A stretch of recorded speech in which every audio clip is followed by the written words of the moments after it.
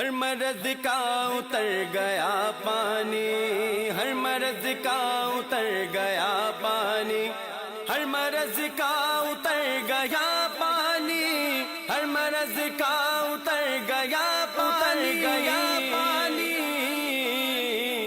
میں نے زمزم کا جب پیا پانی، میں نے زمزم کا جب پیا پانی، میں نے زمزم کا جب پیا پانی، میں نے زمزم کا جب پیا پانی، ننھے اصغر کی پیاس کے صدقے، ننھے اصغر کی پیاس کے صدقے، ننھے اصغر کی پیاس کے صدقے، ننھے اصغر کی پیاس کے صدقے،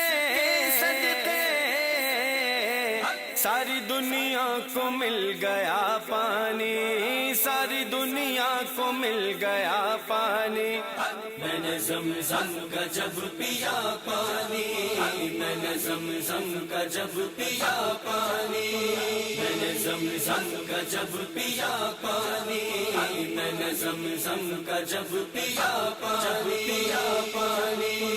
اعوذ باللہ من الشیطان الرجیم، بسم اللہ الرحمن الرحیم۔ اس مولا کے نام سے ابتدا جس کے ناموں کی کوئی انتہا ہی نہیں ہے، بلغ العلا بکمالہ، کشف الدجا بجمالہ، حسنت جمیع خصالہ، صلو علیہ وآلہ صلی اللہ تعالی وسلم۔ محتشم و محترم ناظرین، السلام علیکم ورحمۃ اللہ وبرکاتہ۔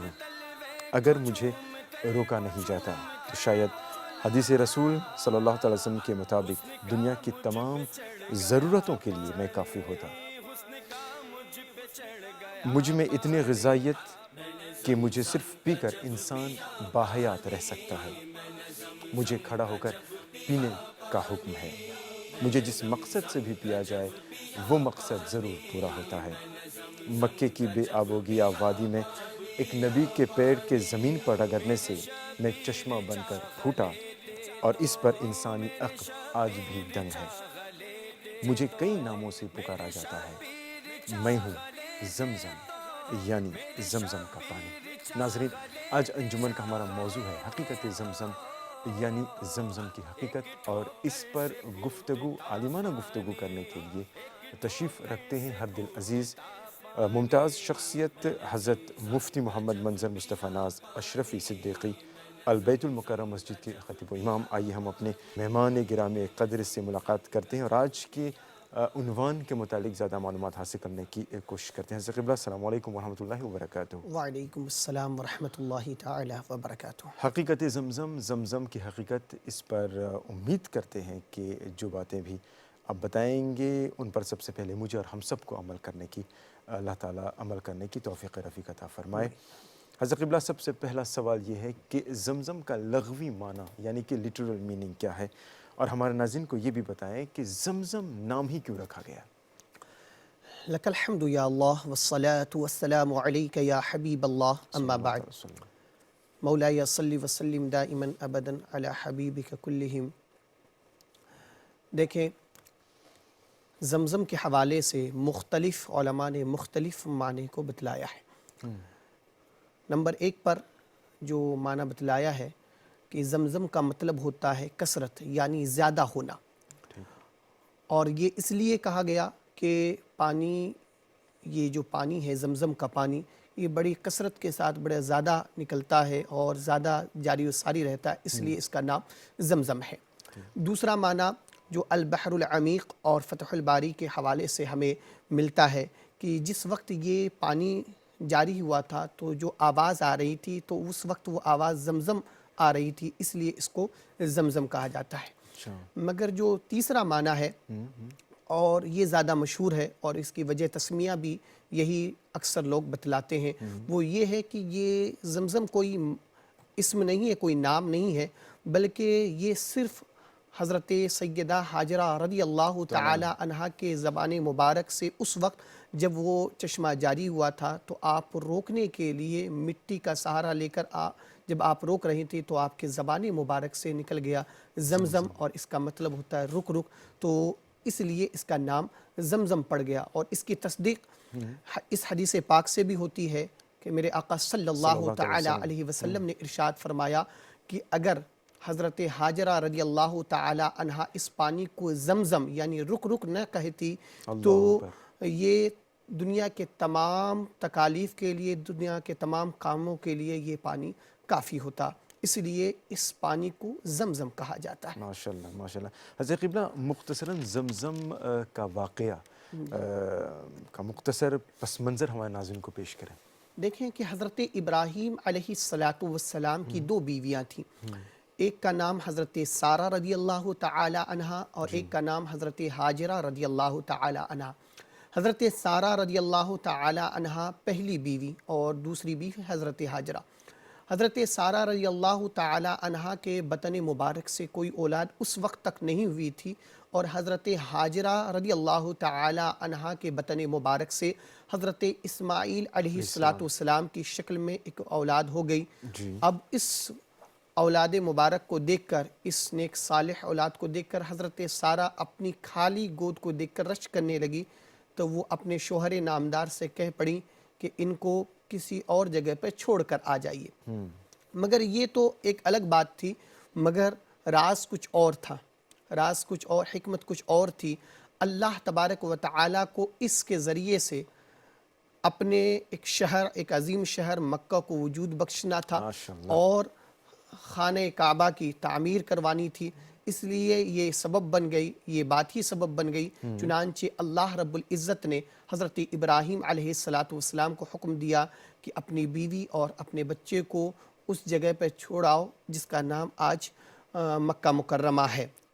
چنانچہ حضرت ابراہیم علیہ السلام حضرت حاجرہ کو لے کر اور حضرت اسماعیل کو لے کر مکہ مکرمہ پہنچے اور کچھ توشہ اور کچھ پانی دے کر آپ روانہ ہونے لگے۔ آپ کی بیوی نے کہا، آپ ہمیں ایسی وادی میں کہاں چھوڑ کر جا رہے ہیں؟ یہاں تو کوئی دور دور تک انسان نظر نہیں آ رہا۔ تو آپ خاموش رہے۔ دوبارہ پوچھا گیا، پھر آپ خاموش رہے۔ تیسری مرتبہ آپ نے خود ہی کہہ دیا، کیا یہ رب کا حکم ہے؟ تو حضرت ابراہیم علیہ السلام نے اپنے زبان مبارک سے کہا، ہاں یہ رب کا حکم ہے۔ تو حضرت حاجرہ رضی اللہ تعالی عنہا نے بخوشی اس بات کو قبول کرتے ہوئے عرض کیا کہ جب یہ اللہ کا حکم ہے تو اللہ ہی میری تمام ضرورتوں کو پورا کرنے والا ہے۔ چنانچہ چند دن تک تو جو پانی اور کھجور وغیرہ دیا گیا تھا اس سے تمام چیزوں کو پورا کیا جا رہا تھا، پیاس بجھائی جا رہی تھی، کھانا کھایا جا رہا تھا، بھوک مٹائی جا رہی تھی۔ مگر چند دنوں کے بعد جب وہ پانی ختم ہو گیا، وہ کھانا ختم ہو گیا، وہ کھجور ختم ہو گئی، تو اب پانی کی کمی کی وجہ سے دودھ بھی کم پڑ گیا، دودھ بھی سوکھ گیا، اور حضرت اسماعیل علیہ السلام اس وقت شیر خوار بچے تھے تو دودھ کے لیے وہ تڑپ رہے تھے۔ تو حضرت حاجرہ رضی اللہ تعالی عنہا پانی کی تلاش میں کبھی ادھر جا رہی ہیں تو کبھی ادھر جا رہی، آخرکار ایک پہاڑی جس کا نام صفا ہے اس پر دوڑ پڑی، وہاں پر پہنچتی ہیں تاکہ اونچے کے سہارے سے وہ دور تک دیکھ لیں کہ کہیں پانی دور میں تو نہیں ہے۔ اور اس وقت حضرت البتہ قافلہ کا آنا جانا رہتا ہے کہ کہیں کوئی قافلہ نظر آ جائے، اس لیے وہ صفا پر چڑھ رہی تھی۔ تو کبھی صفا پر جاتی اور پھر پاس میں ایک پہاڑی مروہ، تو کبھی اس پر جاتی۔ اس طرح انہوں نے 7 چکر لگائے، اور جب بھی وہ چکر لگاتی تو بیٹے کی طرف بھی نظر کرتی کہ کہیں میرے بچے کو کوئی تکلیف تو نہیں ہو رہی ہے۔ ماں کی ممتا تھی کہ بچے کی پیاس کو بجھانی تھی، مگر جب وہ 7ویں مرتبہ دیکھتی ہیں تو دیکھتی کیا ہے، جہاں پر حضرت اسماعیل علیہ السلام لیٹے ہیں اور اپنے پیر کو رگڑ رہے ہیں، وہیں پر ایک پانی کا چشمہ جاری ہو چکا تھا۔ اور یہ چشمہ جاری کیسے ہوا؟ صحیح مسلم ابن ماجہ کی حدیث مبارکہ ہے جس کو صفحہ نمبر 220 کے اندر یہ بیان کیا گیا۔ اس حدیث کا ٹکڑا ہے کہ یہ پانی جو ہے حضرت اسماعیل علیہ السلام کے قدم مبارک کی رگڑ سے اور حضرت جبرائیل علیہ السلام کی ٹھوکر سے یہ چشمہ جاری ہوا۔ اللہ کا حکم ہوا تھا، حضرت جبرائیل نے وہیں پر جا کے ٹھوکر لگائی اور وہیں پر یہ پانی، یہ چشمہ جو جاری ہو گیا۔ حضرت قبلہ آپ نے ذکر کیا ہے صفا اور مروہ کا، یقیناً حج کے متعلق، عمرہ کے متعلق یہ ایک ارکان میں شامل ہے، سعی جسے ہم کہتے ہیں، اور رب کائنات نے ان دونوں پہاڑوں کا کہہ لیجئے یا ٹیلوں کو کہہ لیجئے اپنی نشانیاں بھی قرار دی ہیں۔ تو 2 پہاڑوں کو تو پہاڑ کو اللہ رب العزت نے اپنی نشان قرار دیا ہے، تو یقیناً ان سے ان کی اہمیت اور برتری جو ہے وہ ظاہر ہو جاتی ہے۔ اس پر ذرا روشنی ڈالیں گے؟ جی دیکھیے، قرآن مقدس کے اندر اللہ رب العزت نے ارشاد فرمایا وَمَن يُعَظِّمْ شَعَائِرَ اللَّهِ فَإِنَّهَا مِن تَقْوَى الْقُلُوبِ، جو اللہ کی نشانیوں کی تعظیم کرتا ہے، عزت کرتا ہے، وہ دل کی پرہیزگاری کے لیے، پرہیزگاری کے دل کی صفائی کے لیے وہ سبب بن جاتا ہے۔ اور صفا مروہ کے حوالے سے رب کائنات کا فرمان ہے ان الصفا والمروۃ من شعائر اللہ، کہ صفا اور مروہ جو ہے یہ اللہ کی نشانیوں میں سے ایک نشانی ہے۔ تو ظاہر ہے صفا و مروہ اللہ کی نشانیوں میں سے ایک نشانی ہے، اور اس کی تعظیم کرنے سے دل کی پرہیزگاری اور ایک پرہیزگاری حاصل ہوتی ہے، دل کی گندگی دور ہوتی ہے۔ اور یہ وجہ کیوں پڑی؟ کوئی عام وجہ نہیں، بلکہ ایک دم سب پر ظاہر ہے کہ حضرت ہاجرہ رضی اللہ تعالی عنہا کا قدم مبارک پڑا، تو قدم مبارک پڑنے کی برکت سے وہ چیز بھی عظیم ہو گئی۔ اب پتہ یہاں سے یہ چلتا ہے کہ جہاں پر اللہ کے خاص بندی یا بندے کا اگر قدم پڑ جائے تو وہ چیز عظیم ہو جاتی ہے، وہ چیز عزت کے لائق بن جاتی ہے، وہ چیز پرہیزگاری کا ذریعہ بن جاتی ہے۔ تو اگر ان کی ہی تعظیم کرے جن کے قدم مبارک سے یہ چیز بھی عزت والی بن گئی، اگر ہم انہی کا ساتھ لیں اور ان کی ہی تعظیم کریں تو انشاءاللہ مولا تعالیٰ یقین کامل ہے کہ ہم بھی عزت والے بن سکتے ہیں، اور ان کے ذریعے سے ہم بھی اپنے دل کی گندگی کو دور کر سکتے ہیں۔ اللہ تبارک و تعالیٰ کو یہ ادا پسند اتنی آئی کہ حضرت ہاجرہ کسی اور کے لیے نہیں بلکہ اپنے ظاہراً دیکھا جائے تو ماں کی ممتا ہے، مگر اس کو اگر اندر تک جائے تو وہ کسی اور کے لیے نہیں، ایک نبی کے لیے یہ محنت کر رہی ہیں۔ تو اللہ کو یہ ادا اتنی پسند آئی کہ میرے محبوب کے لیے، اسماعیل کے لیے اتنی محنت کر رہی ہے، تو یہ دوڑنا ہی نشانیوں میں شمار کر دیا جائے اور حج کے لیے ایک رکن بنا دیا جائے۔ چنانچہ حج و عمرہ کے اندر اس کو رکن بنا دیا گیا، اور اس بات کی طرف اشارہ کر دیا کہ اصل عبادت جو ہے محبت خدا ہے، اصل عبادت جو ہے وہ محبت رسول ہے۔ جو محبت خدا اور محبت رسول میں کوئی بھی کام، اچھا کام کیا جائے تو وہ عبادت میں شمار ہو جاتا ہے۔ ماشاءاللہ۔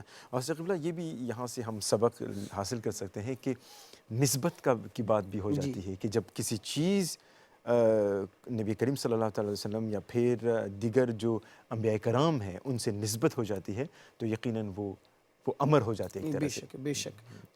اگلا سوال حضرت قبلہ، بے آب و گیا وادی میں دور دور تک پانی کا جہاں کوئی نشان نہیں تھا، پھر اچانک حضرت اسماعیل علیہ السلام کا پاؤں رگڑنا اور پانی کا چشمہ، ایسا چشمہ جاری ہونا جو آج تک بلکہ صبح قیامت تک جو جاری و ساری وہ چشمہ رہے گا، تو اس میں حکمت کیا ہے؟ کیا ہے؟ دیکھیے، جہاں تک حکمت کی بات ہے تو وہ رب قدیر بہتر جانتا ہے۔ یقیناً جہاں تک ہمیں جو معلوم پڑ پایا ہے اور ہم نے کوشش کی ہے اس کے حوالے سے، علماء کرام کے حوالے سے یہ عرض کرنا مناسب سمجھتا ہوں کہ اس میں کئی حکمتیں ہیں۔ پہلی حکمت قدرت خداوندی کو دکھلانا کہ یہ رب کی قدرت ہے، اور اس طور پر یہ قدرت ہے کہ اللہ تبارک و تعالیٰ کا خود فرمان ہے کہ جو چیز کو وہ کرنے کا ارادہ کرتا ہے تو صرف کن کہہ دیتا ہے، کن فیکن، بس وہ چیز ہو جاتی ہے۔ تو وہاں پر نہ پانی کا دور دور تک نام و نشان نہیں تھا، اور یہاں تک آج بھی ہے کہ اس وادی کے اندر سینکڑوں کھودا جائے، سینکڑوں تک کھودا جائے، کئی تک نیچے کھودا جاتا ہے تب جا کر پانی نکلتا ہے، مگر رب قدیر کی قدرت کا معاملہ دیکھیں، اور اس بات کی طرف اشارہ کر دیا رب تعالیٰ جو چاہتا ہے وہی ہوتا ہے۔ رب تعالیٰ جو چاہتا ہے وہاں جہاں پانی کا نام و نشان نہ ہو وہاں پر رب تعالیٰ پانی کو جاری و ساری فرما دیتا ہے، اور ایسا پانی جاری فرمایا کہ کہتے ہیں کہ 1 منٹ کے اندر 720 لیٹر پانی وہ جاری رہتا ہے، اور 1 گھنٹے کے اندر 43,200 لیٹر پانی ہمیشہ وہ نکلتا رہتا ہے۔ یہ رب قدیر کی سب سے عظیم قدرت کی نشانی ہے، ورنہ دنیا کے کسی بھی پانی کو دیکھ لیں اتنا وہ جاری و ساری نہیں رہتا۔ دوسری حکمت یہ ہے کہ حضرت اسماعیل علیہ السلام کے معجزے کو ظاہر کرنا تھا. اور معجزہ کہتے ہیں جو سب کے سمجھ میں نہ آئے. اگر سب کے سمجھ میں آ جائے گا تو معجزہ کہاں رہے گا. اور یہاں پر حضرت اسماعیل علیہ السلام کے ذریعے سے یہ ظاہر کر کے یہ بتلا دیا گیا. یہ حضرت اسماعیل علیہ السلام کا ایک عظیم معجزہ ہے.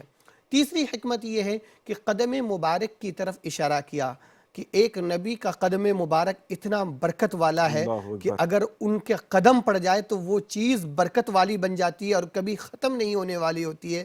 تو اگر ہم ان کے قدموں میں جینا سیکھ لیں, ان کے قدموں میں مرنا سیکھ لیں, تو چاہے زمین کے اوپر رہیں گے یا زمین کے نیچے ہمیشہ جاری اور ساری رہیں گے, ہمیشہ زندہ رہیں گے. اور تو دوسری طرف یہ اس بات کی طرف بھی ہے اشارہ کہ چوتھی حکمت کی طرف میں آ رہا ہوں کہ یہ حضرت اسماعیل علیہ السلام کے قدم مبارک سے کی رگڑ سے یہ پانی کا جاری ہونا, یہ آپ کی وراثت کی طرف, یعنی ہر ایک کی کوئی نہ کوئی وراثت رہتی ہے. تو حضرت اسماعیل کی وراثت کو ایسا ظاہر کیا کہ صبح قیامت تک یہ وراثت جاری رہے گی, اور وارث کوئی اور نہیں, میرے آقا صلی اللہ تعالی علیہ وسلم ہے.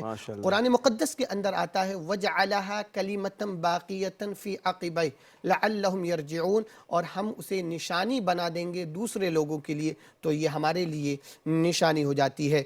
اور پھر اس کے بعد پانچویں حکمت یہ ہے کہ جب حضرت ابراہیم لوٹ رہے تھے تو انہوں نے ایک دعا کی تھی, ربنا انی اسکنت من ذریتی بواد غیر ذی زرع عند بیتک المحرم ربنا لیقیموا الصلاة فاجعل افئدة من الناس تہوی الیہم وارزقہم, ان کو عطا کر, رزق عطا کر. تو یہاں پر انہوں نے دعا کی اور اس بات کی طرف اشارہ کر دیا آب زمزم کو جاری کر کے کہ رب کے محبوب بندے جب دعا کرتے ہیں تو ضرور دعا قبول ہوتی ہے. اور چھٹی حکمت آخری یہ کہ پانی جاری کر کے اس بات کی طرف اشارہ کر دیا کہ دنیا کا پانی اور ہے, نبی کے قدم مبارک سے جو پانی نکلے وہ اور ہے, اور یہ بے مثل اور بے مثال اور لاجواب پانی ہے. یہ حکمتیں جاری کرنا تھا کہ دنیا والے پانی کو نکالیں تو وہ پانی سڑ سکتا ہے, خراب ہو سکتا ہے, مگر نبی کے قدم مبارک سے نکلے وہ ہمیشہ تک جاری رہنے والا اور خوشبو پہنچا سکتا ہے. یہ حکمتیں میرے علم کے اعتبار سے میں نے بیان کرنے کی مکمل کوشش کی ہے. یقیناً حضرت قبلہ ایک بات یہ بھی ہم سمجھ سکتے ہیں کہ صرف اور صرف رضا الہی کے لیے ہی بی بی ہاجرہ رضی اللہ تعالیٰ عنہ نے وہ اس کو تسلیم کیا کہ ٹھیک ہے, اگر اللہ کی رضا اسی میں ہے تو میں یہیں پہ رہوں گا. تو اس طرف بھی اشارہ ملتا ہے کہ کہیں پہ اگر ہم اللہ کی رضا مندی کے لیے کچھ کرتے ہیں تو یقیناً اس میں تو وہ کامیاب و کامرانی ہے. ٹھیک ہے, آپ نے بات چھیڑ دی حضرت قبلہ کہ یہ پانی عام پانی نہیں ہے, کس قسم کا پانی ہے اور اس میں کون کون سی خاصیت ہے. مختصر وقفے کے بعد ہم ایک بار پھر اس پر ہم تذکرہ کریں گے. ناظرین, ہم آپ کو بتا دیں کہ اس وقت آپ انجمن پروگرام دیکھ رہے ہیں, اور آج انجمن کا ہمارا موضوع ہے حقیقت زمزم, یعنی کہ زمزم کی حقیقت. اور ہمارے ساتھ تشریف رکھتے ہیں مفتی محمد منظر مصطفیٰ ناز دامت برکاتہم عالیہ. ملتے ہیں ایک مختصر وقفے کے بعد, ہمارے ساتھ جڑ رہیے. میں نے زمزم کا جب پیا پانی, میں نے زمزم کا جب پیا پانی, میں نے زمزم کا جب پیا پانی, میں نے زمزم کا جب پیا پانی. میرے شبیر چاغ لیتے تو, میرے شبیر چاغ لیتے تو, میرے شبیر چاغ لیتے تو, میرے شبیر چاغ لیتے تو, ایک ٹھوکر سے پھوٹتا پانی, ایک ٹھوکر سے پھوٹتا پانی. میں نے زمزم کا جب پیا پانی, میں نے زمزم کا جب پیا پانی, میں نے زمزم کا جب پیا پانی, میں نے زمزم کا جب پیا پانی, میں نے زمزم کا جب پیا پانی, میں نے زمزم کا جب پیا پانی, میں نے زمزم کا جب پیا پانی میں نے زمزم کا جب پیا پانی ناظرین، ایک بار پھر ہم آپ کو خوش آمدید کہتے ہیں پروگرام انجمن میں، اور آج ہمارا عنوان ہے حقیقت زمزم، یعنی زمزم کی حقیقت، اور اس پر عالمانہ گفتگو بلکہ دلچسپی کے ساتھ گفتگو کر رہے ہیں حضرت قبلہ حضرت علامہ مفتی محمد منظر مصطفیٰ ناز دامت برکاتہم عالیہ۔ اب آئیے ذرا یہ دیکھنے کی کوشش کرتے ہیں کہ زمزم کا پانی کیوں اتنا معتبر ہے، اس میں خاص باتیں کیا ہیں۔ ہمیں یہ بتائیں کہ زمزم کا اگر ہم کنٹینٹ دیکھتے ہیں، یعنی کہ اس میں کون سی چیزیں شامل ہیں، تو پتہ چلتا ہے کہ اس میں کئی منرلز پائے جاتے ہیں، اور یہ منرلز تو پتہ چلتا ہے سب سے پہلی بات وہ یہ ہے کہ یہ فطری ہے، یعنی کہ فطرتی ہے، نیچرل ہے، مگر ساتھ ہی یہ بھی پتہ چلتا ہے کہ اس پانی میں زمزم میں ایسے منرلز پائے جاتے ہیں جو عام پانی میں نہیں ہوتے ہیں، اور دوسری بات یہ بھی ہے کہ اتنی غذائیت ہے اس میں کہ عرصہ دراز تک انسان صرف یہ پانی پی کر زندہ رہ سکتا ہے۔ ذرا اس پر روشنی ڈالیں گے۔ نبی اقدس صلی اللہ تعالی علیہ وسلم کا فرمان عالی شان ہے۔ اس حدیث کو سنن دار قطنی کے اندر حصہ 3 یعنی حصہ 3 کے اندر اور صفحہ نمبر 354 کے اندر اس حدیث مبارکہ کو بیان کیا گیا۔ اس حدیث کا حصہ میں بیان کر رہا ہوں۔ میرے آقا صلی اللہ علیہ وسلم ارشاد فرماتے ہیں ماء زمزم لما شربا، کہ زمزم کے پانی کو جس چیز کے لیے پیا جائے وہ اس کا وہ فائدہ دیتا ہوا نظر آئے گا۔ تو پتہ چل رہا ہے کہ انسان کی نیتیں بدلتی رہتی ہیں، کبھی پیاس بجھانا بھی رہتا ہے، کبھی کھانا بھی رہتا ہے، کبھی سکون پہنچانا بھی رہتا ہے، کبھی شفا کا بھی رہتا ہے۔ تو آقا نے اس ٹکڑے کے اندر سب کی طرف اشارہ کر دیا کہ آقا کریم صلی اللہ علیہ وسلم فرماتے ہیں جس مقصد کے لیے پیا جائے۔ تو اب ظاہر ہے کہ انسان کو اگر پیاس بھی لگتی ہے، بھوک بھی لگتی ہے، تو پیاس کے لیے تو یہ پیاس کو بجھاتی ہوئی نظر آئے گی، اور اگر کھانے کو بھوک مٹانے کے لیے تو یہ بھوک کو مٹانے کا بھی کام کرتی ہوئی نظر آئے گی۔ چنانچہ ایک حدیث مبارکہ ایک روایت میں یہ بھی ہے کہ حضرت ابو ذر رضی اللہ تعالی عنہ وہ 30 دن تک خانہ کعبہ کے پاس رہے، اور جب نکلے تو آقا کریم صلی اللہ علیہ وسلم نے دیکھا کہ ان کا پیٹ جو ہے تھوڑا پھولا ہوا لگ رہا ہے، اور کہا کہ آپ یہاں پر کتنے دنوں سے ہیں؟ کہا کہ تقریباً 30 دن اور 30 رات سے۔ کہا کھایا پیا کیا؟ نبی کو سب معلوم ہے، میں یہ بیان بتانا مگر لوگوں کے سامنے ظاہر کرنا مقصد ہے۔ تو کہا کہ میں صرف اور صرف زمزم کا پانی پی کر اپنی پیاس کو بھی بجھایا ہوں اور اپنی بھوک کو بھی مٹایا ہوں۔ آقا کریم صلی اللہ علیہ وسلم نے اس وقت بھی ارشاد فرمایا الماء زمزم لما شربا، کہ مائے زمزم کو جس نیت کے ساتھ جس اعتبار سے پیا جائے تو وہ اپنی بھوک کو بھی مٹا سکتا ہے، پیاس کو بھی مٹا سکتا ہے، اور شفا بھی دیتا ہوا نظر آتا ہے۔ تو اس سے پتہ چلتا ہے کہ مائے زمزم کو اگر صرف بھوک مٹانے کے لیے بھی صرف اس کو ہی غذا تصور کر لیا جائے تو یہ غذا کا بھی کام کرتا ہوا نظر آتا ہے۔ اب آتے ہیں آج کے دور کے حوالے سے حضرت، کہ ظاہر سی بات ہے سائنس نے بہت ترقی کی ہے، اور سائنس بہت تفتیش کر رہی ہیں، بہت ریسرچ کر رہی ہیں، تو آپ ہمارے ناظرین کو یہ بتائیں کہ زمزم کے حوالے سے آج کی سائنس وہ کیا کہتی ہے؟ دیکھیں، قدرت خداوندی کے سامنے سب حیران ہے، سب دنگ ہے، چاہے سائنس ہو چاہے کوئی بھی ہو۔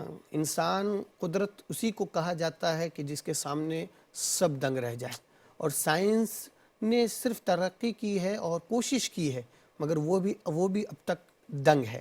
چنانچہ جاپان کے ایک سائنسدان جن کا نام ڈاکٹر مسارو ایموتو ہے، وہ ڈاکٹر ہیں، انہوں نے زمزم کے حوالے سے انہوں نے بڑی نئی تکنیک کے ساتھ انہوں نے پیش کیا ہے کہ میں نے زمزم کو کسی ایک شخص کے ذریعے سے پایا اور اس کو ٹیکنالوجی کے ذریعے سے چیک کرنے کی کوشش کی، تو اس کے اندر سب سے بڑا فائدہ یہ دیکھا کہ دوسرے پانی کے سے یہ ہٹ کر ہے، اور وہ اس طور پر ہے کہ اگر ہم 1000 لیٹر بھی پانی اگر ایک بڑی بوتل کے اندر یا بڑے کین کے اندر، بڑی ٹنکی کے اندر ایک قطرہ دوسری چیز کا ڈالے تو اس کا اثر نہیں ہوگا، دوسرے پانی کے اندر اس کا اثر نہیں ہوگا، کیونکہ وہ عام پانی کی یہ نشانی ہے۔ مگر مائے زمزم کی سب سے بڑی نشانی ہے کہ ایک قطرہ کو اگر 1000 قطرہ دوسرے پانی کا ہو اور صرف اس میں مائے زمزم کا ایک قطرہ ڈال دیا جائے تو پورا ایک قطرہ جو ہے پورے پانی کے اندر وہ اثر چھوڑتا ہوا نظر آئے گا۔ اور انہوں نے یہ بھی کہا کہ دوسرے پانی کو اگر رکھا جاتا ہے تو اس کے اندر بو آنے لگتی ہے، بدبو آنے لگتی ہے، اور یہ ہمارا اور آپ کا تجربہ رہا ہے، مگر مائے زمزم ایک واحد ایسا پانی ہے کہ جس کے اندر کوئی بھی بدبو نہیں آتی، اور یہ بے مثل اور بے مثال پانی ہے۔ اس کے علاوہ بھی بہت سارے سائنسداں یہ بھی کہتے ہیں، انہوں نے یہ بھی کہا کہ جب قدرت خداوندی کی عظیم جو نشانی ہو، بہت سارے سائنسداں اس بات کو بھی مانے ہیں کہ قدرت خداوندی کی جو عظیم نشانی ہو وہ فائدہ ضرور دیتی ہوئی نظر آتی ہے۔ حدیث مبارکہ میں ہے کہ کوئی بھی چیز جب آپ کھاتے ہیں یا پیتے ہیں تو بطور احترام ادب کے ساتھ جو ہے وہ آپ بیٹھ کر پئیں یا بیٹھ کر وہ کھائیں اس کو، مگر یہ کیا معاملہ ہے کہ صرف خاص اس پانی کو خاص حکم دیا گیا ہے کہ جب آپ اس کو پئیں تو کھڑا ہو کر پئیں؟ ہم اور آپ نبی کریم صلی اللہ تعالی علیہ وسلم کے فرما بردار بندوں میں سے اپنے آپ کو شمار کراتے ہیں، اور ہمارے لیے کون کیا کرتا ہے، کون کیا نہیں کرتا، کون کہتا ہے، کون نہیں کہتا، ہمارے لیے وہ بات نہیں۔ ہمارے آقا نے کیا کیا، کیا کہا، ہم بس اس کو فالو کرتے ہیں۔ چنانچہ صحیح مسلم کی حدیث مبارکہ ہے، حصہ 3 اور پیج نمبر 1601 کے اندر یہ حدیث مبارکہ ہے۔ حضرت عبداللہ ابن عباس رضی اللہ تعالی عنہما سے روایت ہے کہ نبی کریم صلی اللہ علیہ وسلم نے مائے زمزم کو پیا، اور اس حال میں پیا کہ وہ کھڑے تھے۔ تو ہمارے لیے یہ حدیث مبارکہ ہی کافی ہے کہ میرے آقا نے کھڑے ہو کر پیا تو ہم بھی کھڑے ہو کر پیتے ہیں۔ اور جہاں تک حکمت کی بات ہے، حکمت تو میں نے پہلے بھی عرض کی کہ رب قدیر بہتر جانتا ہے، مگر جہاں تک انسان اپنی عقل کو دوڑاتا ہے تو ایک اعتبار سے یہ بھی ہے کہ یہ پانی جو ہے حضرت اسماعیل علیہ السلام کے قدم مبارک سے ظاہر ہوا، تو کھڑے ہو کر پینا یعنی ہم ان کے قدم مبارک کی تعظیم کر رہے ہیں، تعظیم کرنے کی نیت سے ہم اس کو کھڑے ہو کر پیتے ہیں۔ دوسری یہ ہے کہ ڈاکٹر وغیرہ بھی کہتے ہیں جب کسی چیز کو ہم کھڑے ہو کر پیئیں یا بیٹھ کر اگر ہم پانی پیتے ہیں تو وہ پانی کا حصہ پہلے ہمارے پیٹ کے اندر جاتا ہے، پھر دھیرے دھیرے پورے جسم کی طرف پہنچتا ہوا نظر آتا ہے۔ اور اس کو پانی کو کھڑے ہو کر پینے کے لیے اس لیے حکم ہوا ہے، جو لوگ بتاتے ہیں وہ اس لیے کہ تاکہ کھڑے ہو کر پیے تو اس میں دیر نہ ہو، بلکہ فوراً جسم کے ہر حصے کے اندر یہ پانی کا قطرہ پہنچ جائے اور اس کا فائدہ دیتے ہوئے نظر آئے، اس لیے اس پانی کو کھڑے ہو کر پینے کا حکم عطا کیا گیا ہے۔ آپ نے پانی کے فائدے کی بات کر لی حضرت قبلہ، ہمارا آخری سوال بھی یہی ہے کہ آپ ہمارے ناظرین کو یہ بتائیں کہ زمزم کی فضیلت کیا ہے؟ دیکھیں، مائے زمزم کی فضیلت کے حوالے سے بہت ساری حدیثیں ہمارے سامنے موجود ہیں، مگر چند باتوں کو میں آپ کے سامنے بیان کرنے جا رہا ہوں۔ اس میں سے پہلی حدیث یہ ہے، اخبار مکہ للارزقی حصہ 2 پیج نمبر 52 کے اندر ہے کہ نبی کریم صلی اللہ علیہ وسلم سے پوچھا گیا کہ یا رسول اللہ صلی اللہ علیہ وسلم، نیکوں کی جگہ اور نیکوں کا پینا کیا ہے؟ تو آپ صلی اللہ علیہ وسلم نے ارشاد فرمایا کہ نیکوں کی پینے کی جو چیز ہے وہ زمزم ہے۔ دوسری حدیث یہ ہے کہ مصنف عبدالرزاق حصہ 5 پیج نمبر 132 کے اندر ہے، میرے آقا صلی اللہ تعالی علیہ وسلم ارشاد فرماتے ہیں کہ مائے زمزم کو جس نیت کے ساتھ پیا جائے وہ اور اس وقت جو بھی دعا کی جائے وہ دعا قبول ہوتی ہے۔ چنانچہ کئی روایتوں سے یہ بھی آتا ہے کہ اس وقت دعا یہ پڑھی جانی چاہیے کہ اللہم ربنا انا نسألک علما نافعا ورزقا واسعا وعملا صالحا متقبلا۔ یہ روایتوں میں موجود ہے، یعنی اے اللہ ہمیں علم نافع عطا فرما، رزق واسع عطا فرما، اور ایسا عمل کرنے کی توفیق عطا فرما جو مقبول ہو۔ اور صحیح بخاری کی حدیث مبارکہ ہے، حصہ 4 پیج نمبر 120 کے اندر یہ حدیث مبارکہ ہے کہ اس کو اگر شفا کے لیے بھی پیا جائے تو چنانچہ ایک شخص بیمار تھے تو چنانچہ انہوں نے زمزم کا پانی پیا تو وہ شفا پا لیتے ہیں. اور خود نبی کریم صلی اللہ علیہ وسلم نے ارشاد فرمایا، یہ بخاری شریفی کی حدیث مبارکہ ہے کہ آقا کریم صلی اللہ علیہ وسلم نے ارشاد فرمایا کہ بخار جو ہے جہنم کے حصے میں سے ایک حصہ اس کا اثر چھوڑتی ہے، اس کو ٹھنڈا کرنا ہو تو مائے زمزم پیو، اس سے بخار بھی ختم ہوتا ہوا چلا جائے گا. اور اسی طرح اخبار مکہ ارزقی کے اندر بھی حدیث مبارکہ ہے پیج نمبر 49 کے اندر کہ جس مرض کی شفا کے لیے اس پانی کو پیا جائے وہ شفا دیتی ہوئی نظر آئے گی. چنانچہ ایک طبیب کی بھی بات کو میں کر دوں کہ طبیب نے اپنے آنکھوں کا جن کی روشنی جا چکی تھی، انہوں نے مائے زمزم سے اپنے آنکھوں کو دھلنا شروع کر دیا تو روشنی بھی واپس آ گئی. تو یہ سب کے بڑے بڑے تجربے ہیں اور حدیث مبارکہ سے ہمیں یہ ملتا ہے. اور نبی کا یہ آخری فرمان تو ہمیں جو میں نے شروع سے اب تک میں بیان کرتا چلا آ رہا ہوں کہ الماء زمزم لما شربا، جس نیت کے ساتھ پیئیں گے وہ ہمیں فائدہ دیتا ہوا نظر آئے گا. اللہ تعالی عالم بالصواب. هذا ما ظهر. حضرت قبلہ، ہم پروگرام کے آخر تک پہنچ گئے ہیں. جو حجاج کرام وہاں پہنچ گئے ہیں یا پھر سفر کے دوران ہیں، زمزم کے حوالے سے آپ انہیں کیا پیغام دینا چاہیں گے؟ زمزم کے حوالے سے میں ان کو یہی پیغام دینا چاہوں گا کہ یہ اللہ تبارک و تعالی کی بڑی نعمت ہے، اس کا خوب فائدہ اٹھائیں. خود اپنے لیے، اپنے رشتہ داروں کے لیے لیں، اور لے آنا یہ غلط بات نہیں بلکہ سنت مصطفیٰ سے ثابت ہے. اور آپ اپنا بھی فائدہ اٹھائیں، دوسروں کو بھی فائدہ پہنچانے کی کوشش کریں. اگر کچھ لانا ہی ہے وہاں سے تو یہ نشانی کے طور پر لائیں، اور سب سے بڑی نعمت ہے، اس کی خود قدر کریں اور دوسروں کو بھی قدر کرنے کی تلقین کریں. بہت بہت شکریہ حضرت قبلہ. یقیناً میں سمجھتا ہوں کہ ایک ایسا ٹاپک ہے، موضوع ہے، یقیناً اس پر گھنٹوں بحث ہو سکتی ہیں، بالکل، مگر چونکہ ہمارا ایک مقررہ وقت ہے، امید کرتے ہیں کہ ہمارے ناظرین اس سے ضرور استفادہ کریں گے. حضرت قبلہ، آپ کا بہت بہت شکریہ. بس کسی اور موضوع کے ساتھ کسی اور موقع پر انشاءاللہ آپ کی. تو ایک بار پھر شکریہ. السلام علیکم ورحمۃ اللہ وبرکاتہ. وعلیکم السلام ورحمۃ اللہ تعالی وبرکاتہ. ناظرین کرام، انجمن پروگرام کا مقررہ وقت یہاں پر اختتام پذیر ہوا. آج کا ہمارا موضوع رہا حقیقت زمزم، یعنی زمزم کی حقیقت، اور اس پر عالمانہ گفتگو کرنے کا شرف حاصل کیا ہر دل عزیز مفتی محمد منظر مصطفیٰ ناز اشرفی صدیقی دامت برکاتہ عالیہ. اور آخر میں آپ سے یہی گزارش کریں گے کہ جتنے حجاج کرام یا تو حج کے لیے جاتے ہیں یا پھر عمرہ کرنے کے لیے جاتے ہیں، خوب سیر ہو کر، خوب پیٹ بھر کر آپ زمزم پئیں، دوسروں کو بھی پلائیں. سر پر پانی پھیریں، اپنے جسم پر پانی ڈالیں، مگر ہر کام ایسا کیجیے کہ ادب کا دامن نہ چھوٹے. ادب کے ساتھ ہی اس کو اگر آپ پئیں گے تو یقیناً فرمان رسول صلی اللہ تعالی وسلم ہے کہ ہر دلی مراد پوری ہوتی ہے. انشاءاللہ آپ کی دلی مراد بھی پوری ہوگی. اسی کے ساتھ ہی انجمن پروگرام کا مقررہ وقت یہاں پر اختتام پذیر ہوا. آپ کی توجہ کے لیے شکریہ. رہے چمن تو پھول کھلیں گے، رہی زندگی تو انشاءاللہ پھر ملیں گے. السلام علیکم ورحمۃ اللہ وبرکاتہ.